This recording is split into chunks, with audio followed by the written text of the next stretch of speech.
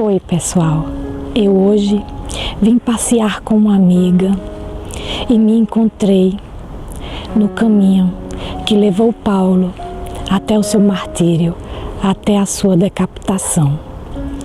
E como a gente precisa sempre trabalhar, até mesmo em passeio, eu resolvi gravar mais um episódio de Francisco aqui neste lugar para vocês. Por quê? Porque durante todo o meu estudo que eu tenho preparado esses episódios, eu tenho encontrado muitas conexões entre Francisco e entre Paulo. A maior delas eu falei para vocês, conectando o episódio da perfeita alegria com a carta de Paulo aos Coríntios. Então, nada melhor do que estar aqui no caminho do martírio de Paulo para falar também do martírio de Francisco. Sim, nós hoje vamos falar de um argumento muito delicado e que feriu muito o nosso doce amigo. Nós vamos falar dos 7 últimos anos da ordem enquanto Francisco ainda estava em vida. Bom, depois de todo esse caminho percorrido juntos para chegar até aqui nesse episódio, nós podemos dizer que Francisco não queria que os frades tivessem uma vida isolada, mas nesses últimos anos, Francisco mesmo se isolou e os seus companheiros o definiam como atormentado e vencido. O ano de 1219 foi um ano muito duro para Francisco, porque foi denso de transformações, denso de mudanças que levaram muitos a se distanciarem daquela essência primitiva a qual Francisco tinha dado início. Em 1219, Francisco parte para as cruzadas e ele quer ser mediador da paz entre os exércitos muçulmano e cristão. Tudo em vão. A viagem se conclui em falimento. Francisco volta para Assis, muito amargurado. Já é a segunda vez que ele vê a morte face a face por causa da guerra, e isso obscurece o seu espírito. Sem falar que o seu estado de saúde piora muito. Ele contrai o glaucoma e esses males o acompanharão até o fim dos seus dias. Se voltarmos para o episódio de São Damiano, vocês devem lembrar que eu falei para vocês que foi no ano de 1219 que o Papa Gregório IX impôs o claustro às Irmãs Clarissas, finalizando assim aquela fraternidade mista que era a riqueza e a consolação para os dois ramos do movimento. Naquele mesmo ano, também é fundado o primeiro convento franciscano em Paris, que era onde se encontravam os frades doutores que mais tarde provocariam uma descentralização da ordem em Assis.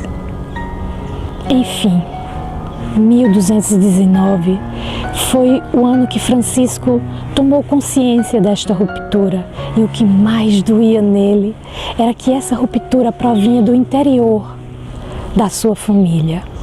Francisco então foi se transformando, foi se distanciando, mas isso não significa que ele não se importasse, muito pelo contrário. Francisco entra em profunda crise e sente muita dor, até culminar naquele acontecimento que eu falei para vocês lá no episódio da Porciúncula, quando Francisco se joga entre os espinhos e depois ele pede ao Cristo que todo aquele que lá chegasse, sinceramente arrependido de suas faltas, pudessem ser perdoados.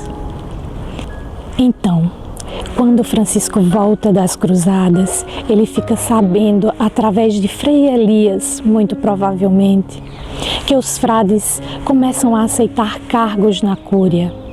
Mas as mudanças não se limitam somente a novas funções ou a um novo estilo de vida adotado.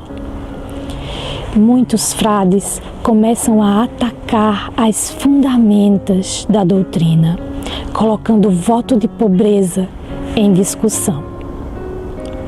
Eles começam a falar que a pobreza deveria ser mística, não material, pois não são os bens materiais que danificam o homem, mas sim o seu espírito. Outros frades achavam danoso renunciar ao estudo e à ciência, ou permanecerem com os trabalhos manuais para o próprio sustentamento, porque impedia que fizessem tarefas mais nobres e urgentes, como pregar e cuidar das almas. Também consideravam fanatismo ter que se desfazer dos livros para socorrer um indigente, ou serem proibidos de viverem em conventos de tijolos, mas somente de madeira. Muitos alegavam que em muitos países a madeira custava muito mais do que o cimento. Então, à medida que aumentavam as acusações, cresciam também as objeções à regra, até que a destruíram linha por linha, parágrafo por parágrafo. A ordem cresce demasiadamente. Muitos frades nem conhecem Francisco e só o encontram rapidamente nos capítulos gerais.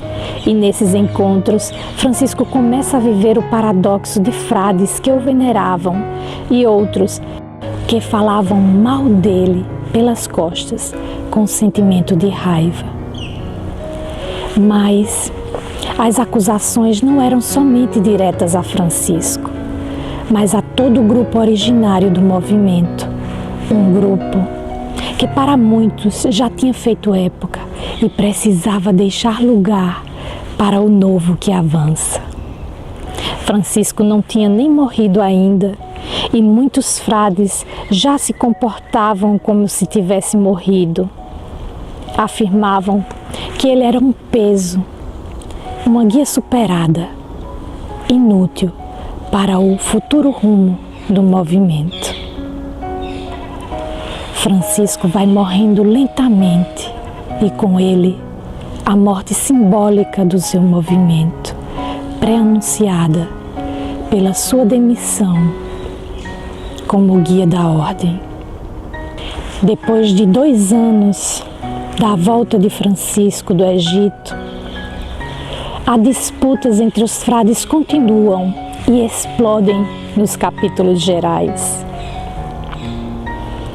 Francisco, então, na Assembleia de 1221, para apaziguar os ânimos, pede a sua demissão e abandona o seu cargo institucional. Os seus companheiros julgam ser a derrota de Francisco essa renúncia a retomar o controle da sua ordem.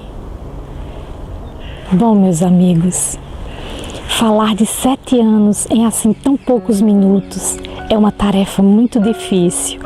Para não cansar vocês, eu vou parando por aqui e espero vocês no próximo episódio, quando continuaremos as nossas reflexões sobre esses 7 últimos anos da vida de Francisco.